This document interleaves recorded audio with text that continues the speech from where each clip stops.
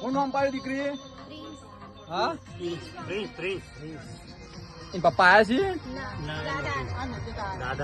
લો જગત માં મજા મારી.